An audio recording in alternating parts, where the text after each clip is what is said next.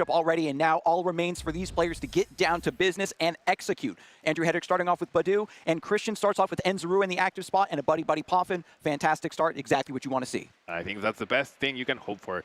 We have seen Zoroark have pretty good success. We did see it get second place at the World Championships, played by Gabriel Fernandez in the seniors division. And this list is honestly pretty similar to what Gabriel played, except there's an important difference that could play a role here. And that's the fact that there's no Janine's Conviction or Janine's Secret Technique.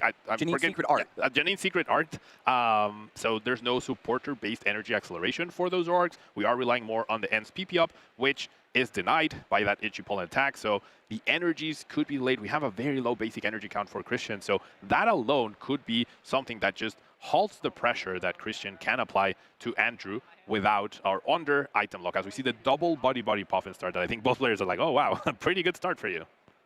Yeah, I'm just taking a closer look at Christian's deck just to see if there's an Earthen Vessel in here or something. There's a couple Hildas to help out, but it's just going to be a matter of getting the Zoruas off of Buddy Poffin, maybe picking up a Cyrano to grab the Zoroark EX and start trading as much as possible to dig through the deck. Very typically, that is the strategy with these Zoroark decks. You aren't trying to look for something specific. Your natural card draw is going to get you there. But after just a double Buddy Poffin setup and an attached pass, not too shabby, Andrew Hedrick is off with his own Buddy Poffin, Badu in the active spot. And Andrew's just going to take a quick look here. There's a full, again, Dragapult line in the prize cards, folks. Dreepy, Drakloak, and Dragapult EX along with 2 Iono. I think Andrew's playing one card different from Justin Newdorf's second place deck list from the World Championships. There's one Hilda and one Jack split instead of the 2 Hildas. Everything else seems identical. I might be wrong on something, but it's like pretty identical. It's what you come to expect from Dragapult Dusknoir. No rare candy technology that we saw from the previous weekend. But yeah, Andrew also off to a pretty good start with the Buddy Poffins, the Dreepies and whatnot. And we see the Toad Skull over on Christian's side immediately hit the field, which I think is pretty smart. It's like, it's almost like a buffer of HP, of extra HP for your Zoroark, right? And Andrew does rely quite heavily on the Night Stretchers, even to pay retreat cost at some point, recovering the energies after a research. So having access to Night Stretcher is very, very important for Dragapult decks in general. If you want to put Latias EX into play, it's another liability. You get your free retreat. And so Andrew is going to focus on just attaching energy and being very stingy with where he's putting it. Because if you retreat that into the discard pile, the threat of not being able to get it back ever is way too high. It's just going to be an Itchy Pollen. Does hit Enzura for weakness. That's why we see 20 damage here, folks. And it's over to Christian Labella. Can't play items this turn. Just benches Enz Reshiram. Another attached for turn. Here I was saying that Christian was going to struggle to have the right energy to pressure, and we just have 3 energy in hand, 2 already attached. And if we see a Zoroark EX off this Iono, then the pressure could just jumpstart here since the second turn. But it's going to be tough to get one without having the Cyrano search for it, and I don't see it, Adam, and we can't Ultra Ball for it. Yep, just going to be an Iono. 6 cards off the top. There's another Darkness Energy, a counter catcher. Has to pass back. A huge window of opportunity, kind of taken down. Might be a blessing in disguise. We've seen so many players go for an early knockout on the Badu, then counter catcher, another Badu comes back, etc. So maybe Andrew Hedrick, if he doesn't respond too strongly to this, Christian Labella might still be safe. Now, we didn't see even the scratch for 20 damage, so there isn't even an opportunity to deal with the body over the course of 2 turns, so that's an interesting choice. I'm sure there's a reasoning for it. I mean, there's Monkey Dory damage that could come into play, so you don't want to leave in too much damage on your opponent's side of the board. So yeah, I mean, we already see something that might, like, it definitely caught me off guard in like, we chose not to attack. So was that intentional? Are we planning something? Are we trying to prepare for something? I feel like there's probably a reason, and it feels something like very small and subtle, but sometimes 10 or 20 damage can be the difference between winning or losing a world championship even. Very good point. Very good point. But after the Drakloak evolves up, Recon Directive is used. Buddy Poffin also played. I wonder if Andrew Hedrick is just going to get another Dreepy, play very slow, go for as many Recons Directive as possible, or if it's going to be a Duskull. Yep, Duskull, no fear of the Toad Scroll, which hasn't hit the field yet. Now, I did see that Christian did draw the Cyrano off of that Iono. So if Andrew doesn't play Iono himself this turn, Christian is going to have a very explosive turn. And I think we're going to see part of why this Zoroark deck has been favored by a lot of players as a way to have a better matchup into the top threats of the metagame, which are Gardevoir and Dragapult themselves. The Buddy Poffin for double Duskull is so intimidating. You know that Andrew is looking to be aggressive for sure. And now it's finally Christian Labella's turn. He's been waiting all this time to play the Cyrano and get 3 Pokemon EX from the deck. And the flexibility of this is great. It's going to be 3 Enz Zoroark EX. You know, in a pinch, I've seen, players also use it to grab like Pheasantipity or something, but he's still looking to get that set up. And this is going to be 3 trades, so it's going to be 6 more cards seen. Thin your deck down for cards you don't even need. Even the Team Rocket's Watchtower, right? Just put it in play just because, you never know. Yeah, I mean, I don't know how thoroughly you check your prize cards for stadium cards, so that being in play already with 2 more stadiums being prized out of the 4 you play could be a little problematic. Why? Because Christian doesn't play Ents Castle, and therefore retreating Pokemon is more reliant on Air Balloon. But if Air Balloon is being denied by that jamming tower, that could put Christian, like, it's not a problem right now. It might not even be a problem if Christian is able to free up some of the stadiums from the prize cards. But there could be a potential where this Reshiram ends up being trapped in the active for a certain amount of time as long as there's a jamming tower in play. So that's an interesting interaction that I think could come into play later. We'll have to keep an eye out for that one. And Andrew Hedrick, you know, he has an eye for those sort of devious plays. If you give him that window of opportunity, he's going to get that read of, oh, wait, where's your Ents Castle? I haven't seen it yet this set. Time to strand something. And if you get something stuck in the active versus Dragapult, they're just going to set up and then look to explode you. Now, there is the second copy of Jamming Tower in the prize cards for Andrew, so thankfully it's at the very bottom, so that could lead into those sort of tricky, sneaky plays. But for now, we just have the HU Pollen, we have our Cloak set up with the possibility of attacking. Now, interesting to note, Christian once again chose not to take a prize card here. So leaving the body there, not activating Counter Catcher, knows about the possibility of the Counter Catcher, I guess, going up against that Reshiram with the Jamming Tower. So we're playing super, super cautious, super out of the norm, right? Christian could already have 1 prize taken, getting closer to winning, but then a Dusclops plus Phantom Dive takes out your Zoroark, right? And then you're stuck finding another energy, you have 1 less trade. So, I mean, I guess we can still do that anyways, but I don't know. I mean, I'm sure there's a reason why we are not getting aggressive yet. Yeah, Kristen Labella is just being very respectful. I think that counter catcher is probably the main reason. With only the 1 Reshiram in play, you know, Andrew Hedrick could just knock that out, and maybe Christian Labella struggles to find the Night Stretcher to get that back, or maybe the other Reshirams in the prizes, that sort of thing. But finally, after the evolution, here it comes. Yeah, we see the Curse Blast onto the active. We see the Phantom Dive taking a 3 prize turn here for Andrew Hedrick. And now Christian, a little bit against the ropes, has no way to retreat, needs to promote the Zoroark with energy, but that one can't be powered up through Ents PP up. So in a little bit of an awkward scenario. However, Andrew Hedrick's board is completely underdeveloped. He has a Dreepy, a Duskull, and a Bodyu. So if Christian responds with an Iono and just an attack for 170, off of 3 cards and no prizes taken, therefore not even an Fezandipity as an out, that could put Andrew in a lot of trouble here. So did we get a little overzealous? I think the pressure of the Toad Scroll might have been a little bit too much. The longer you wait, the Toad Scroll comes down. Suddenly, your energies, your Duskulls become very difficult to recover, and maybe the 3 prize turn was just too delicious. We've seen this sometimes from players as well.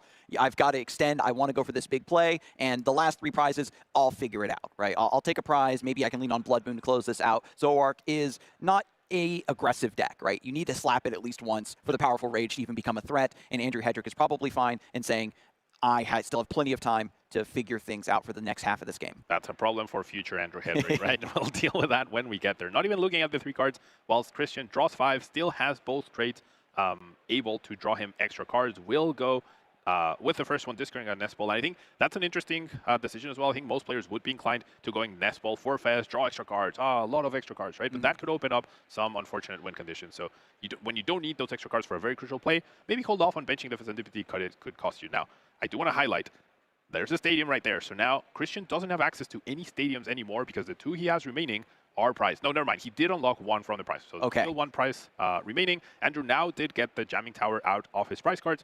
It did go to the bottom with the Iono. And he has the other one in his hand. So some sort of stall play with the boss, with the Jamming Tower. If he needs to buy time later down the line, that could be an important play to consider. And Monkey Dory now adding itself into the calculus of this matchup. Christian Bella was probably hoping for this to come down a little bit earlier to throw away some of that Badoo damage, save that first Zoroark, but it just didn't come through. Andrew Hedrick still not taking his foot off of the gas pedal. Boss's orders is thinking about the Reshiram, is going to check the discard pile. Where's all of your Reshirams? Where's your Night Stretchers? Decides to take out the Zorua, trying to constrict the card draw. Interesting choice there. I thought it was going to be for sure the Reshiram, but yeah, just trying to limit the card draw options that he has. But I mean, now, you don't take out the Reshiram, you're not asking your opponent to find a Reshiram to knock out your Dragapult, right? You don't have Rare Candy in your deck, so I think not knocking out the Reshiram has to do, and knocking out with Jet Headbutt as well, not even Phantom Dive to not place extra damage counters that can be thrown back with Monkey Dory. That non-knockout on the Reshiram, I think clearly signifies that Andrew is planning the Jamming Tower play at some point. That's devious. It is. If that is leaving correct, the Reshiram to strand it later. Andrew Hedrick's, he's thinking very far ahead. Christian Labella is still on the back foot, right? There's the attack here. With Zoroark, you actually take 2 more prizes. You're down to 3 prize cards remaining, but Zoroark doesn't have that capability that other decks do to take multiple prizes in one turn. This could be the argument as to why the Badoo was left up. Wants to use the Monkey Dory, Adrenabrain ability to knock that out and then try to get a knockout elsewhere. Yeah, and I mean, there are 2 copies of Professor Turo, there are 2 air balloons, and there is a Pulpad, so the stalling strategy is definitely not perfect at all. Andrew did get access to another resource here off of the prize cards, but things are definitely... He's very far ahead in the prize race. He's very far behind in the board development. After this Dragapult goes down, it's going to be a couple turns of taking a breather, reestablishing the board, and going for those final prizes. I wonder if, as Christian, you see this board, and you're wondering, does my opponent play Rare Candy? Like, I don't know if at this point you know for sure your opponent does or doesn't. And I think because it was Tord Dracliff that played the 4 Rare Candy version, you might expect some players to play it. You also haven't seen a Jamming Towers he play yet. Yeah. And the 4 Rare Candy version didn't play Jamming Towers, so maybe you're a little suspect on that possibility, like a Rare Candy Dragapult with a Neopper happening right now. It's very unlikely, probably not going to, but I don't know if there's a 0% chance. We know because we can see the list, but I don't know if Christian knows, and he has to account for the possibility of that. Yeah, in the game 1 of the best of 3, players will try to find as much information about their decks as possible. Players sometimes will keep these tech cards hidden and just scoop up the game rather than reveal some special silver bullet they have for the matchup they want it to maybe come through in game number 3 when the chips are down. But Christian Labella just diligently setting up the board. Another Cyrano enters play to find the Zoroark and evolves that up. Both trades used, and Binding Mochi being attached. Now, Binding Mochi, when the Pokemon is in the active spot in Poison, gets that damage boost. Doesn't need it just yet, of course. Just takes out that first Dragapult EX finally and picks up Toro's Scenario and Air Balloon from the prizes. Pretty big pickups for sure. If Andrew's going to try any sort of shenanigans here, trying to stall something out, definitely that Reshiram. And we are going to see the Hilda, so I wonder if Christian's like, no way, you have Hilda into Rare Candy plus the Dragapult plus the Neopper. Now, you could grab the Neopper here as Andrew. You definitely don't want to attach it, though. Your opponent has double with the potential of triple Zoroark, has a pretty sizable hand, and hasn't played any Boss's Orders just yet. So correct, yeah, there's definitely a big threat. There is one Boss's Orders prized, I do believe, for Christian, but Andrew doesn't know that. So, and Countercatcher is also live for Christian, unless he's under item lock from the HG Pollen. And yeah, just finding out the Neo Upper Energy, I think you're taking a slow turn, attaching anyway. Andrew's also going to need to find probably one more Dreepy on top of all of this, just to keep the threat potential up. And perhaps he was a bit overzealous, Pablo. It all comes down to whether or not Christian Labella can continue to bully from this position now that that Dragapult has gone down. Will the trades bear fruit? Will the gusts come through for Christian to close out this first game? Yeah, I do think Christian was being extremely passive, right? Choosing not to even attack the Budyu and let alone not KO it. So Andrew got very far ahead, but now he's struggling to have anything real set up at this point. I was about to say, doesn't even have a backup Dreepy. Now he does. He does commit the energy, though. So wow, big commitment from Andrew, just asking Christian, do you have the boss? If you don't, then you're going to be in trouble. And the one thing is, these decks can't search for boss, right? They just have to naturally draw into it at any given moment. And by denying Countercatcher, you know you're not giving your opponent too many outs to it. So Pheasantipity actually traded away. No First boss. Draws, nothing yet.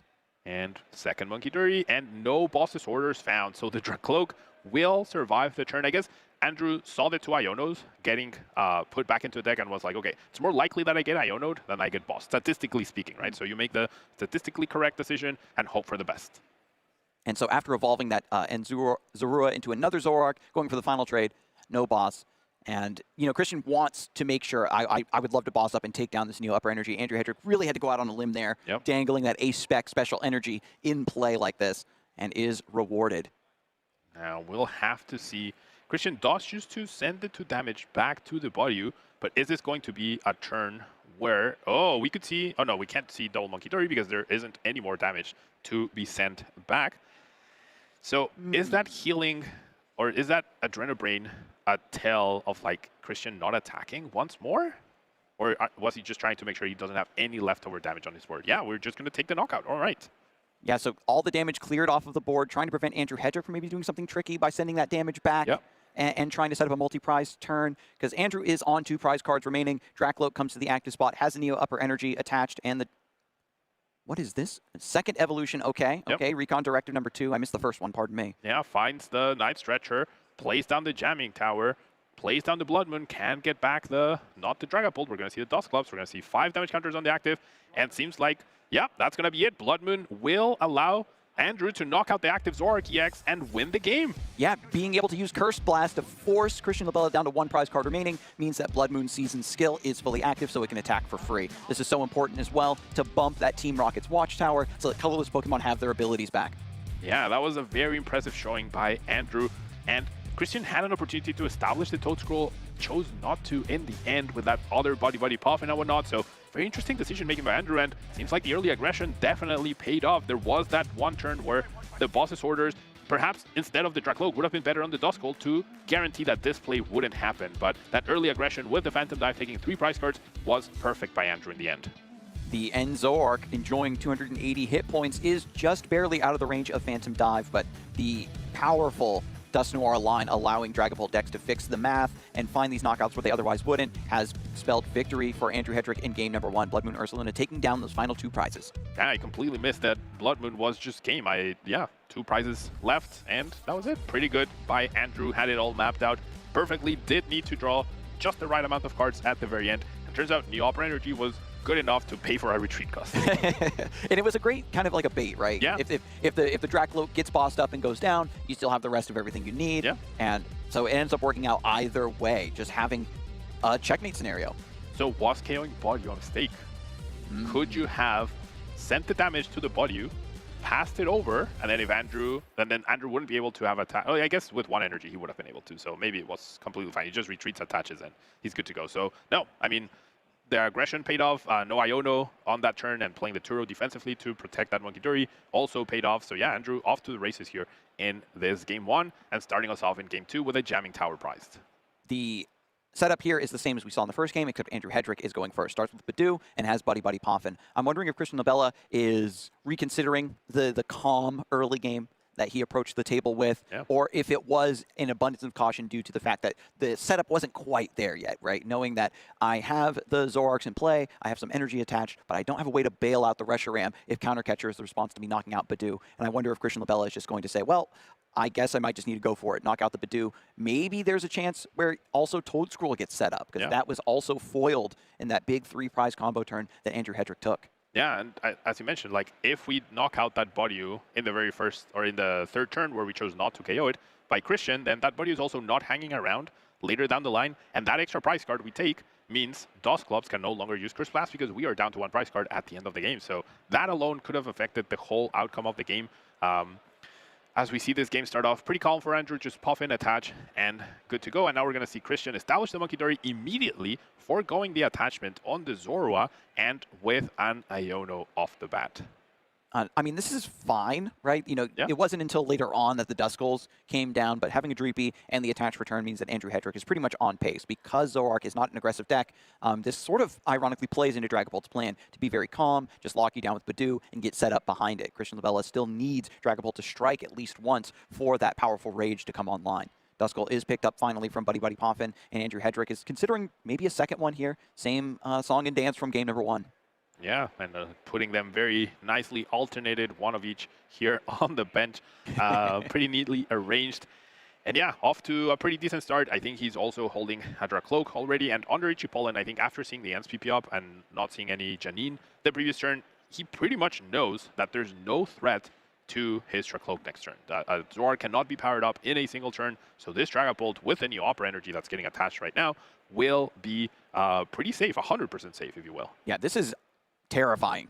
He's got the Neo Upper Energy already, potentially a second Dracloak. You're just drawing cards, and now with no items, it's so difficult to counter, to build up your own board in the face of this. Fortunately, Cyrano does come through. Search your deck for 3 EX Pokemon. This is going to be Zoroark number 1, number 2, and Pheasantipity is the pickup. I don't know if this is going to interplay, though. Probably just thinning it out of the deck. Yeah, for sure. And especially as we already have a Zoroark EX in our hand at this point in time. So we want to thin, we want to grab cards to discard as well, potentially off this Cyrano. But now we get 2 extra cards off the trait. We want to find other basics, but we need to find them as actual basics because Buddy Puffin is not live right now. And after the shuffle, it's going to be just evolving and trading. And I'm not sure exactly what Christian Labella even wants to find at this point. The energy attachment last turn went on Monkey Dory, so there is the ability to bounce this boosted damage because of the grass-type weakness back over to Andrew Hedrick's board. And he still has one slot, of course, left over for his Monkey Dory. I don't know if we're going to play ping pong with these two damage counters. We do find Buddy Puffin, but we do not find any other basics. We do have energy to attach, especially for the next couple of turns, like this turn and the next. Seems like we're going to be doing it on the bench. Zoroark EX to have that energy a bit more protected from a potential Dusclops aggression. We're going to see the air balloon attached in case of an Iono as well. And yeah, we'll have to see what Andrew has in store for us. Will he go in the aggressive route once again? Will he chill behind that Itchy Pollen for a little bit more time? Does find an Iono, which is a pretty nice find if he wants to refresh his hand and potentially establish a second Dracloak right there. Christian Labella, I think, is just begging the question from Andrew Hedrick. Are you going to Itchy Pollen me again, give me more damage to reflect back, and then take a knockout on Badoo, and then maybe swing into something else and get a little bit more tempo that way? But this opens up Andrew Hedrick for the evolution into Dragapult, another evolution on one of these Duskull to knock out the active Zoroark EX. With a Dusclops, Andrew's hand would go crazy. He had Jamming Tower, he had Counter Catcher, he could have done a lot of things, but no Dusclops means, yeah, if he goes for the Itchy Pollen, then that's where the Monkey Dory getting established in the beginning could be very rewarding here for Christian, but definitely against the ropes for him at this point in time. Another Dracloak evolution, another Recon Directive. 2 cards from the top of the deck. One goes into the hand, it's a Fire Energy. The second one I didn't quite glimpse goes to the bottom of the deck, and Dusclops finally evolves. So we have access to 5 damage counters. Not quite enough. If we wanted to take down the active Zoroark EX, we're still 10 off after 5 from Curse Blast and the 200 damage from Phantom Dive. Now, Andrew debating whether to bench the Monkey Dory or not, and since Zoroark does not have a way to 1-KO Dragapult EX until after Dragapult EX attacks into the Zoroark, then Monkey Dory should have a lot of wiggle room to send some damage back. But we just see the Itchy Pollen. And this is just a pittance of damage on the Zoroark, and now Andrew Hedrick kind of forcing the issue, right? Stacking that damage onto the Zoroark and saying, well, you've got to use Monkey Dory to try to keep this Zoroark out of range of just a Dusclops Cursed Blast, not just the Dust Noir one, plus a Phantom Dive. And so with Christian Labella responding to this play, potentially taking the Adrenabrain knockout on Badoo, there's still not enough damage to knock out the Dragapult. I wonder if he wants to hunt down this Dusclops. I mean, I think he would definitely love to if he has the boss's orders and the Reshiram, which we can search for the Reshiram with the Artisan. So if we can go boss KO the Dusclops, that would actually leave Christian's field pretty well established at this point. I don't see a boss's orders though, or maybe it's, I couldn't tell if it was a boss or a Professor's Turo scenario. Yeah, this is feels like a make or break turn, taking down that Dusclops, because it is Andrew Hedrick's way to just sidestep the threat of Powerful Rage. Notably, off of the Artisan, Reshiram is not grabbed. It's another Zorua. And that indicates that we do not have access to boss's orders in our hand for sure. We're just going to have to take a very passive turn here, finding the Zoroark, not even grabbing for an energy off of that Hilda. And yeah, no aggression, not even a KO on this Monkey Dory at this point in time. Do have energy to attach this turn. I think that's all the energies out of the deck now. That's why Hilda ended up whiffing. And we see the attachment on the active. So now we have 2 Zoroarks with 1 energy each. A pretty good setup if you expect one of them to go down off of that Curse Blast from Dustmore plus a Phantom Dive combination. And, you know, Christian's not just going to retreat this Zoroark. It still has 1 damage counter on it, even though it has the important air balloon. Already saw the jamming tower in game number 1. Knows this isn't going to be super important. But this is giving Andrew Hedrick all the just control over the game, right? And, I mean, Andrew, definitely in no rush, right? If you feel, as Andrew, that this is a bad matchup for you or it's a tough one, and you already won game 1, like, you don't need to go into hyper-aggressive mode, right? You can wait until your opponent makes the first move, makes a mistake perhaps, or goes overzealous with their resources, and then you go in for the punish whilst you build a much better setup with multiple Dusclops and Dusnoraxes, because now that you threaten the Phantom Dive, a 60 HP Toadschool is just never going to hit the field. We even saw one get discarded off of trade already. It's a card that's so good if you can get out ahead of your opponent's setup, but Andrew Hedrick consistently having that Badoo setup and getting the Dracloaks down, there was really no opportunity for the Toadschool to even enter play. The Toadschool in the prizes, of course, but still, you never want to bench the Toadschool, then try to get aggressive to jailbreak the Toadschool from the prize cards to get the evolution up. So Christian Labella not really being able to take advantage of one of this deck's sort of signature techs for the metagame. Yeah, and would be pretty important, right? If you early on you're able to set it up against Dragapult, deny those Night Stretchers, that can be pretty big, but as it is, Andrew has free reign on the Night Stretchers, free reign on the board at the moment. There's not going to be any more Itchy Pollen, however, so we will be seeing item cards for Christian finally next turn. And still another Recon Directive to be used. Andrew Hedrick trying to maybe find Dust Noir, has Jacques in hand, can grab that, but you always want to try to see if you can just draw it naturally before using your supporter. And There's a Jack, 2 evolutions. I think Jack definitely has its merits in specifically Dragapult Dusknoir over Hilda in some situations because you benefit so much from being able to also find the Dusclops pieces, the Dusknoir pieces, or even a double Dracloak turn can feel extremely strong. But yeah, the Dusclops and Dusknoir both can hit the field, both can evolve. We could see a very crazy turn happening right here, Adam. So it's going to be Dusknoir and a Phantom Dive to combine to take down the active and Zoroark. And I don't know if Andrew Hedrick is going to also use the Dusclops Curse Blast to take down the Zorua with those extra damage counters as well. Maybe take down the Monkey Dory. Yeah, you could take down the Monkey Dory pretty much perfectly. Taking down the Zorua also has merit, as you mentioned. Now we're going to be able to KO the Zoroark, no problem. We're not going to use the second one, though. We're going to place the damage counters onto the bench. 6 damage counters is not really a threat into the Dragapult, so saving that Dusclops for when it's going to be even more impactful than it currently is. So Andrew Hedrick just takes 2 prize cards to start things off, and both players are even. So Christian Labella does not have access to Counter Catcher. You can see how precise this game needs to be. Andrew Hedrick didn't want to take that extra opportunity to pop the Duskull, take down the Monkey Dory, go for the 3 prize turn. He kind of saw how that left him high and dry in game number 1, perhaps. And in this scenario, you just have another Ghost on the bench, and you're waiting to set up to take down the next Zoroark that dares enter the active spot.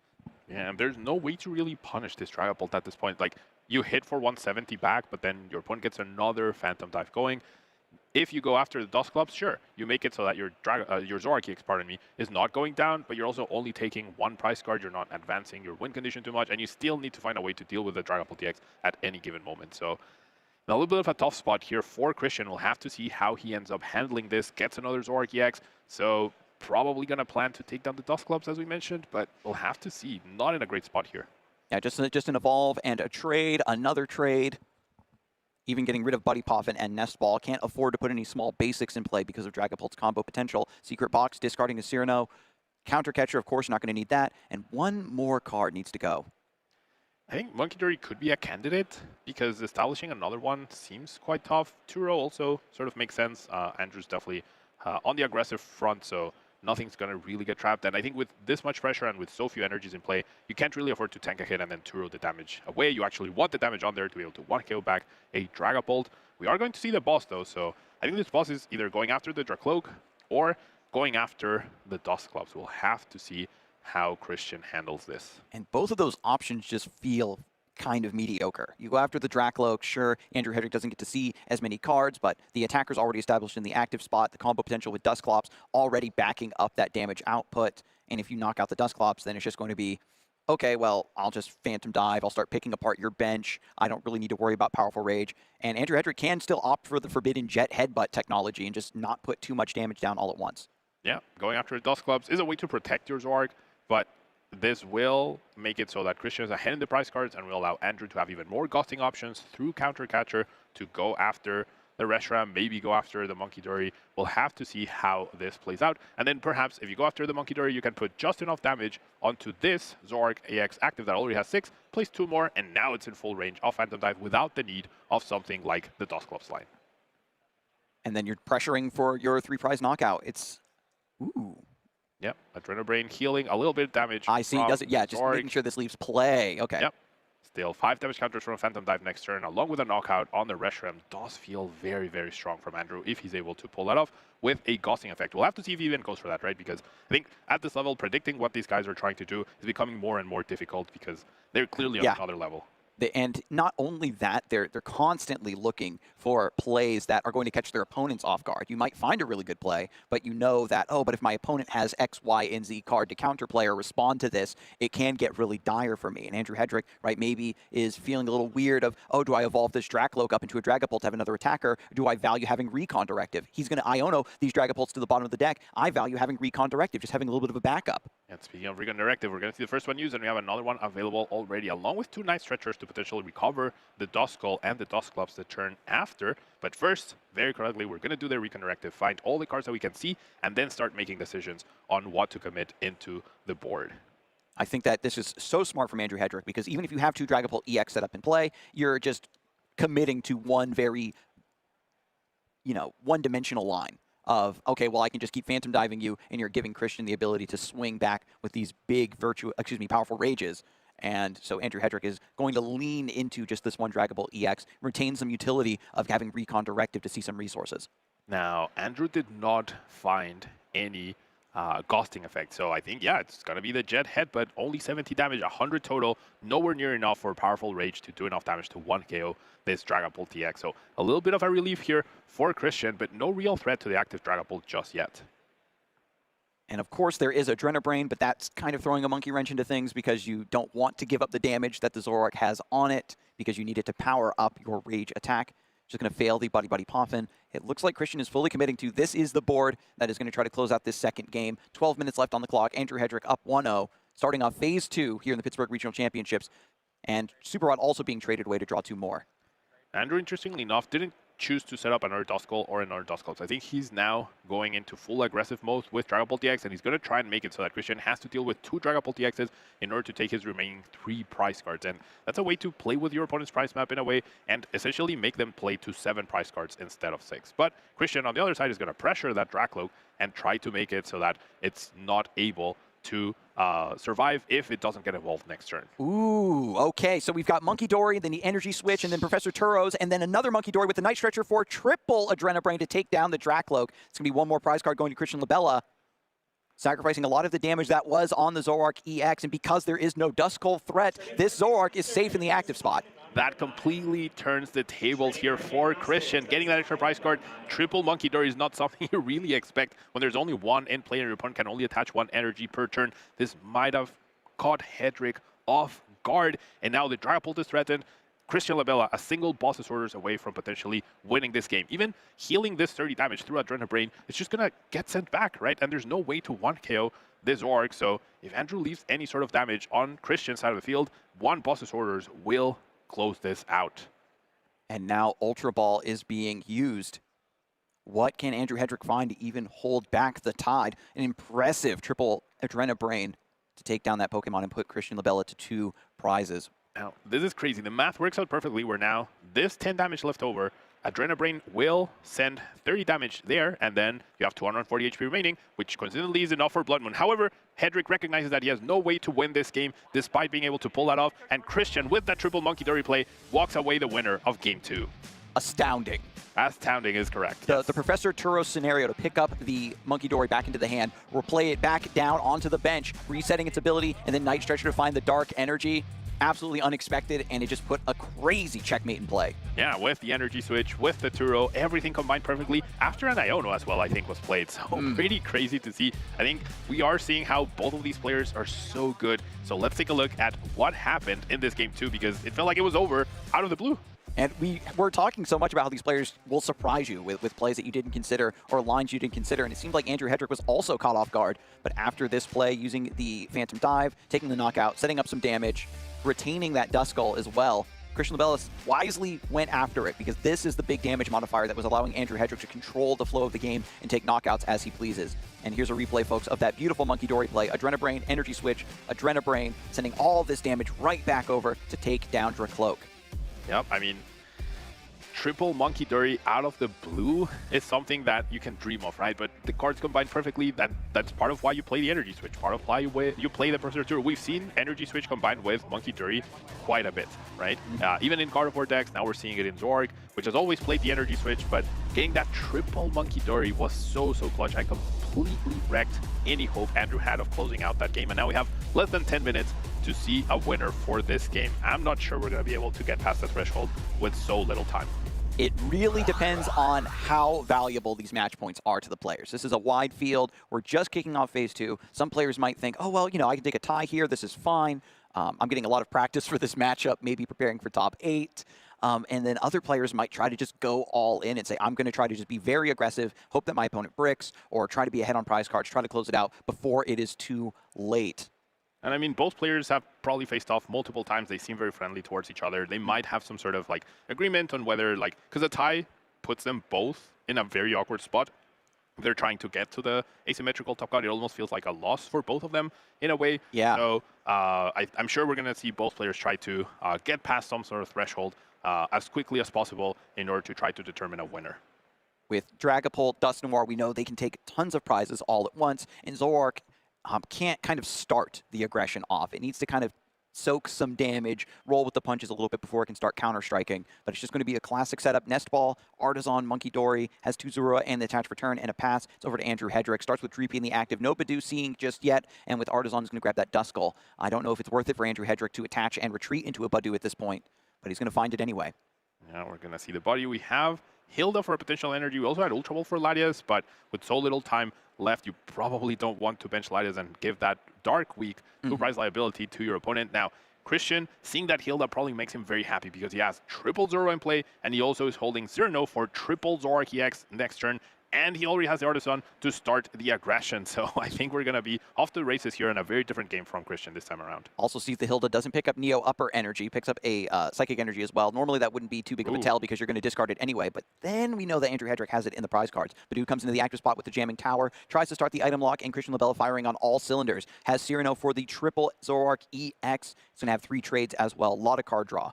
Now that loss of the Artisan, though, could make it difficult for Christian to get a... Never mind, there's the Artisan already. Okay, so both players just having the perfect turn 1. I guess Andrew's start was actually pretty bad. When you're having to use Hilda as your turn 1 supporter, when you want to use it later down the line to get your evolutions, to get your new upper, you know you're in a little bit of trouble. And this is definitely very good here for Christian. Already has the perfect setup. Just found the energy as well to keep attacking. Discards the Iono because he doesn't want to help Andrew.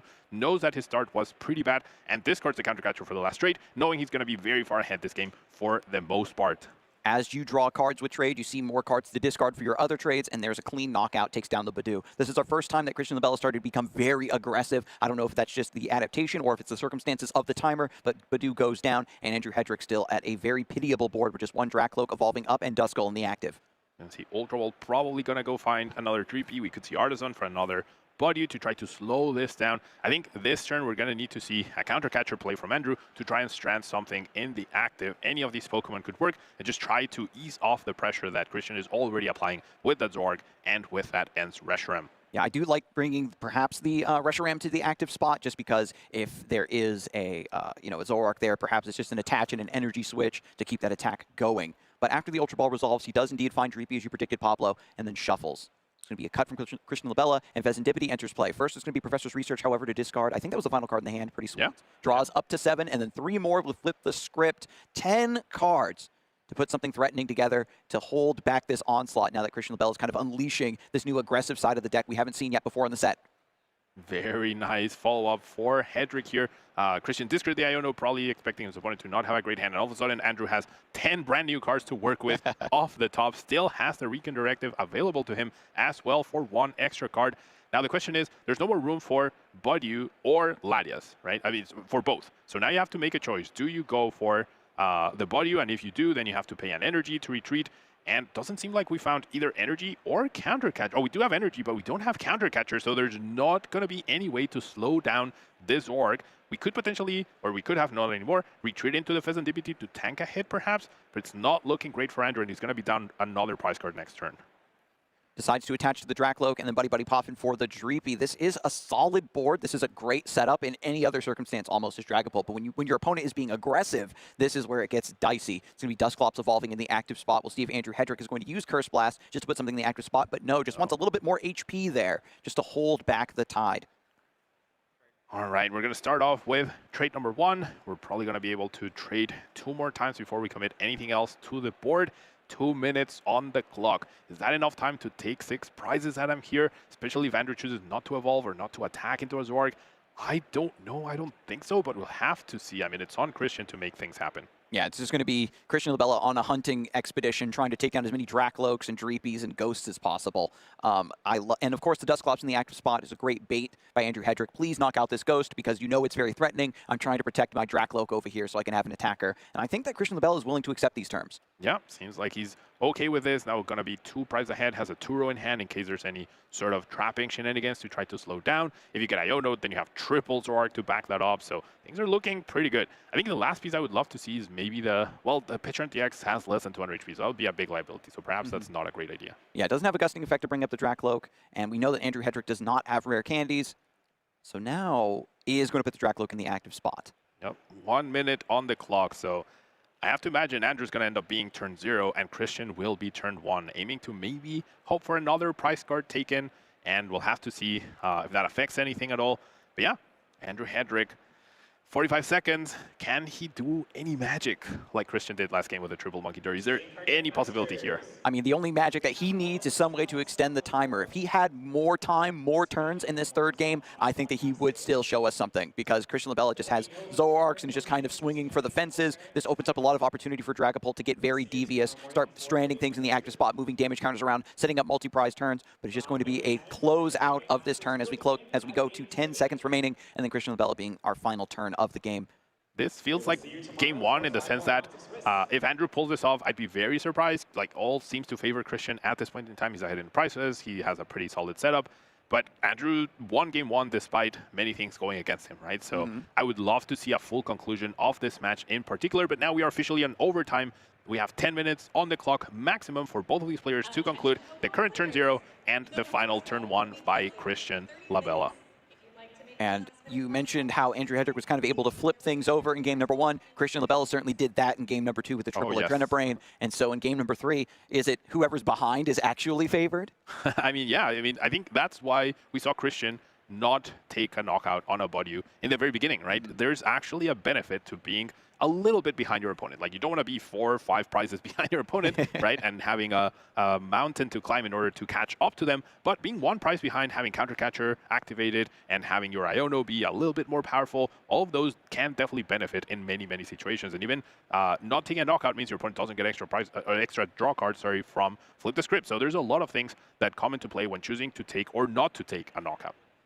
And finally, Andrew Hedrick decides on the line of play. Dragapult evolves in the active spot. Night Stretcher to pick up the Psychic Energy that was discarded earlier for retreat cost long ago to attach to the active. And finally, an Iono. Christian Labella is going to get 4 cards, which, again, one of the big benefits of the Zoroark EX is that trade engine. You don't mind your hand being disrupted as much. You know you're going to draw into something similar or something useful. Finally, Andrew Hedrick also responding with Flip the Script to draw 3 more after this supporter was played. And did find Counter Catcher. So if Andrew's going to finally get some prizes and get something on the board, it's going to be through that Counter Catcher. Taking down Monkey Dory, taking down Reshiram, could take down both if he chooses to use Curse Blast and put 5 damage counters on the Monkey Dory. But with the Artisan being played, or being in play, Reshiram can be found unless Andrew has the second copy of Jamming Tower in his hand, which of course he does. So yeah, I mean, getting an attack off by Christian could be a little difficult. We're just going to see the Monkey Dory getting attacked here. Yeah, I like taking down the Monkey Dory because moving that damage around was how Christian Labella was able to take those multi-prize turns, was able to keep up in this race. I wouldn't be surprised as well if it's a Phantom Dive with all the damage going over to potentially Reshiram. I do see a Boss's Orders, I think, in Christian's hand, so he will be able to take that 3rd prize card. I wonder if that's going to lead to some sort of like resolution where Christian is far enough in the game where Hedrick would consider giving it to him. We'll have to see how this plays out and if we have a winner determined in this overtime. Right, just making a strong enough case, certainly, that, oh, well, I've got Night Stretcher, I'm getting my Reshiram back, I'm getting my Monkey Dory back, or what have you. And I think that both these players are skilled enough to sort of extrapolate the game from that position. Now, the dream scenario here for Christian would be another double Monkey Dory turn by sending damage to this Duskull and knocking that out, now that there's going to be 6 damage counters over on his side of the board. If Andrew spreads them, though, that's impossible. And I guess another dream option would be finding Petron DX plus the Binding Mochi, which is already on Zoroark, plus the Boss's Orders to take down the Fezandipity and take go down to 2 prizes instead of 3. So we'll have to see what happens here in this final overtime turn 1 that we are about to see. Yeah, based on the prizes right now, this is not a deck that's built to take 4 prizes in 1 turn, certainly, but Christian Labella is going to put as strong of a foot forward as possible and see if he can make a case for why he should take the win in this matchup. It's going to be Cyrano being discarded to trade, and all 3 trades already used. Christian Labella using those rapidly to have a full suite of what cards are in hand, take a look at all the resources available, and craft this play. Now remember, folks, even though Christian Labella does have the final turn of play, there is still a hard timer here. 5 minutes left to put all of these pieces together. No Ultra Ball or Nest Ball found for the possible Petron DX knockout on the Fezandipity. We're going to see an Ends PP up.